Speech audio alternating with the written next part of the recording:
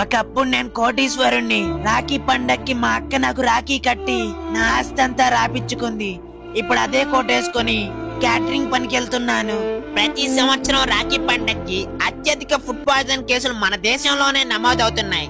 రాఖీ పండక్కి మా చెల్లి చేసిన పాయసం తిన్నాను. నా 2 కిడ్నీలు పోయాయి. బహుశా నేను ఇంకా మాట్లాడలేకపోవచ్చు. కులమత భేదాలు ఉండకూడదని మా అక్క నాకు రాఖీ కట్టింది. కానీ నా దగ్గర డబ్బులు లేకపోవడంతో తీపి గుర్తుగా నా చేయి తన దగ్గరే ఉంచుకుంది. ప్రతి రాఖీ పండక్కి మా మగవారికి జెడ్ సెక్యూరిటీ ప్రొవైడ్ చేయాలని గవర్నమెంట్ ని కోరుకుంటున్నాం. ఈ ప్రపంచంలోనే అత్యధిక బ్లాక్ మనీ రాఖీ పండగ రోజే తరలింపు అవుతుంది. దండాలయ్య. మేము ఇన్కమ్ ట్యాక్స్ రైడ్ కి వెళ్ళాం. మా చేతులకు రాఖీ కట్టి తిరిగి మా దగ్గర డబ్బులు వసూలు చేశారు. ఈ వీడియో సీఎం సార్ వరకు షేర్ చేసి మా మగవారికి రక్షణ కల్పించండి.